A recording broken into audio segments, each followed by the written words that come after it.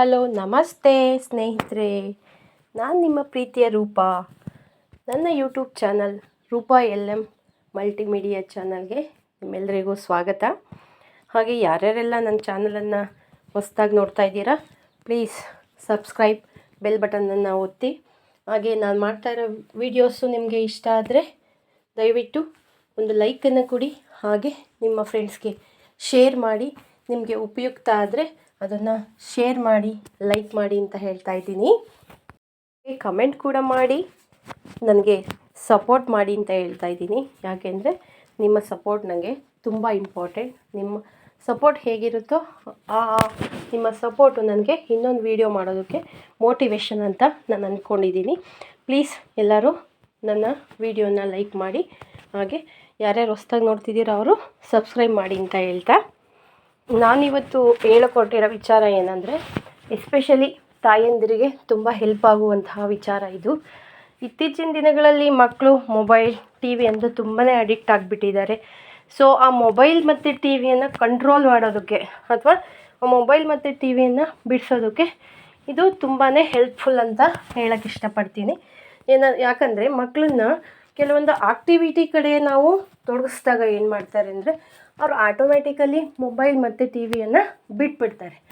So ಹಾಗಾಗಿ ಆದಷ್ಟು ನಾವು ಮಕ್ಕಳು ಶಾಲೆಗೆ ಹೋದಾಗ ಏನು ಸಮಸ್ಯೆ ಇರಲ್ಲ, ಆದರೆ ಮನೇಲಿದ್ದಾಗ ಏನಾಗುತ್ತೆ ಅಂದರೆ, ಸೊ ಹೊರಗಡೆ ಹೋಗೋದಕ್ಕೆ ಎಲ್ಲೂ ಬಿಡೋದಿಲ್ಲ.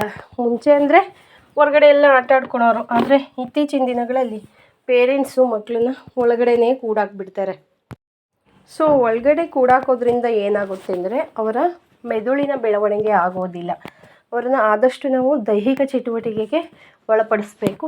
ಸೊ ಪೇರೆಂಟ್ಸ್ ಆಗಿ ನಮ್ಮ ಕರ್ತವ್ಯ ಕೂಡ ಅದೇ. ಯಾಕೆಂದರೆ ಶಾಲೆಯಲ್ಲಿ ಕೂಡ ಓದು ಬರಿ ಅಂತೇಳಿ ಅವರು 4 ಗೋಡೆ ಮಧ್ಯೆ ಇರ್ತಾರೆ, ಆಟಗಳನ್ನ ಆಡಿಸ್ತಾರೆ. ಆದರೂ ಮನೆಯಲ್ಲಿ ನಾವು ಒಳಗಡೆನೇ ಕೂಡಾಕ್ದಾಗ ಏನಾಗುತ್ತೆ, ಅವ್ರಿಗೂ ಬೇಜಾರು ಅನಿಸುತ್ತೆ. ಆವಾಗ ಮೊಬೈಲನ್ನು ಕೇಳ್ತಾರೆ, ಟಿ ವಿ ನೋಡಬೇಕು ಅಂತ ಅವ್ರಿಗೆ ಅನಿಸುತ್ತೆ. ಅವಾಗ ತುಂಬ ರಿಸ್ಟ್ರಿಕ್ಷನ್ ಮಾಡೋದಕ್ಕೆ ಆಗೋದಿಲ್ಲ. ಅಳ್ತಾರೆ, ಹಠ ಮಾಡ್ತಾರೆ. ಈ ಥರ ಸಮಸ್ಯೆಯಿಂದ ಏನು ಮಾಡ್ತಾರೆ, ಕೆಲವರು ಸುಮ್ಮನೆ ಇದ್ದರೆ ಸಾಕಪ್ಪ ಅಂತ ಮೊಬೈಲನ್ನ ಕೊಟ್ಟು ಕೂರಿಸ್ಬಿಡ್ತಾರೆ. ಹಾಗಾಗಿ ಈ ಮೊಬೈಲನ್ನ ಕೊಡೋದ್ರಿಂದ ಏನಾಗುತ್ತೆ ಅಂದರೆ, ಅವ್ರಿಗೆ ಮೆದುಳಿನ ಮೇಲೆ ಮತ್ತು ಕಣ್ಣುಗಳಿಗೆ ತುಂಬ ಎಫೆಕ್ಟ್ ಆಗುತ್ತೆ. ಮೆದುಳಿಗೆ ಕೂಡ ತುಂಬ ಎಫೆಕ್ಟ್ ಆಗುತ್ತೆ. ಅವರು ಚೇತರಿಸ್ಕೊಳ್ಳೋದು ತುಂಬ ಕಷ್ಟ ಆಗುತ್ತೆ. ಯಾಕೆಂದರೆ ಚಿಕ್ಕ ವಯಸ್ಸಲ್ಲೇ ಮೊಬೈಲ್ ನೋಡಿಬಿಟ್ರೆ ಅವ್ರಿಗೇನಾಗುತ್ತೆ ಅಂದರೆ, ಮೆದುಳಿಗೆ ತುಂಬ ಎಫೆಕ್ಟ್ ಆಗಿ ಮುಂದೆ ತುಂಬ ತೊಂದರೆಗಳಾಗುವಂತಹ ಬೇರೆ ಬೇರೆ ಮೇಜರ್ ಪ್ರಾಬ್ಲಮ್ಸ್ ಆಗುವಂತಹ ಚಾನ್ಸಸ್ ಇರುತ್ತೆ. ಸೊ ಪೇರೆಂಟ್ಸ್ಗೆ ನಾನು ಹೇಳೋದು ಏನು ಅಂದರೆ, ಪ್ಲೀಸ್ ದಯವಿಟ್ಟು ಮೊಬೈಲನ್ನು ಅವಾಯ್ಡ್ ಮಾಡಿ. ಮಕ್ಕಳಿಗೆ ದಯವಿಟ್ಟು ಕೊಡಬೇಡಿ. ಟಿ ವಿ ನೋಡಲೇಬಾರ್ದು ಅಂತ ನಾನು ಹೇಳಲ್ಲ.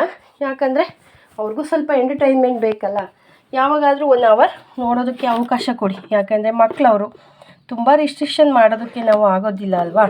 ಸೊ ನೀವು 1 ಅವರ್ ಟಿ ವಿಯನ್ನು ನೋಡೋದಕ್ಕೆ ಬಿಡಿ. ಆದರೆ ಮೊಬೈಲನ್ನು ತುಂಬ ಅವಾಯ್ಡ್ ಮಾಡಿ ಅಂತ ಹೇಳೋಕ್ಕೆ ಇಷ್ಟಪಡ್ತೀನಿ.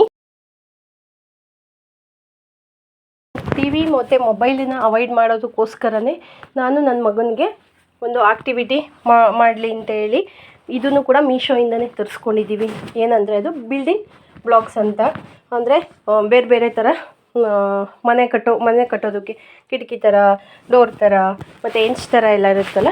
ಸೊ ಅದನ್ನು ಒಂದು ಬಾಕ್ಸಲ್ಲಿ ಹಾಕಿರ್ತಾರೆ. ಇದು ಮೀಶೋಯಿಂದನೇ ಸಿಗುತ್ತೆ. ಇದಕ್ಕೆ ಬರೀ 99 ರೂಪೀಸ್ ಅಷ್ಟೇ. ಸೊ ತುಂಬಾ ಹೆಲ್ಪ್ಫುಲ್ ಆಗಿದೆ. ಮಕ್ಕಳು ಮೈಂಡ್ ಕೂಡ ತುಂಬಾ ಶಾರ್ಪ್ ಆಗುತ್ತೆ ಅಂತ ಹೇಳೋದಕ್ಕೆ ಇಷ್ಟಪಡ್ತೀನಿ. ಸೊ ಇದು ಎಷ್ಟು ಚೆನ್ನಾಗಿ ಜೋಡಿಸ್ತಾರೆ ನೋಡಿ ಮಕ್ಕಳು, ನಮಗಿಂತ ಕೂಡ ಶಾರ್ಪ್ ಅಂತಲೇ ಹೇಳ್ಬಹುದು. ಸೊ ನೀವು ಈ ಥರ ಕೆಲಸಗಳಲ್ಲಿ ಅವರನ್ನು ತೊಡಗಿಸ್ದಾಗ ಏನಾಗುತ್ತೆ ಅಂದರೆ, ಅವರು ಆಲ್ಮೋಸ್ಟ್ ಮೊಬೈಲ್ನ ಬಿಡ್ತಾರೆ. ಸೊ ಇದಕ್ಕೆ ಬರೀ 99 ರೂಪೀಸ್ ಅಷ್ಟೇ, ಜಾಸ್ತಿ ದುಡ್ಡೇನಿಲ್ಲ. ನೀವು ಆದಷ್ಟು ಪೇರೆಂಟ್ಸ್ ಈ ಥರ ಆ್ಯಕ್ಟಿವಿಟೀಸಲ್ಲಿ ತೊಡಗಿಸ್ರಿ ಅಂತ ಹೇಳೋದಕ್ಕೆ ಇಷ್ಟಪಡ್ತೀನಿ. ಒಂದು ತರಿಸ್ಕೊಟ್ರೆ ಸಾಕಾಗುತ್ತೆ. ಸೊ ಆ ಮಕ್ಕಳು ಅದನ್ನೇ ಹೇಗೆ ಕಟ್ಟೋದು, ವೆರೈಟಿಯಾಗಿ ಕಟ್ತಾರೆ.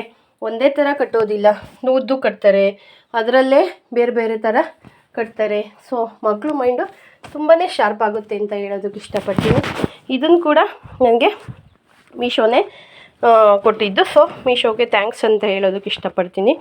ಸೊ ಪ್ಲೀಸ್ ಪೇರೆಂಟ್ಸ್ ಮೊಬೈಲ್ನ ಅವಾಯ್ಡ್ ಮಾಡಿ ಈ ಥರ ಆಕ್ಟಿವಿಟೀಸಲ್ಲಿ ಮಕ್ಕಳನ್ನು ತೊಡಗಿಸಿ ಅಂತ ಹೇಳ್ತಾ ಇದ್ದೀನಿ. Okay, thank you very much.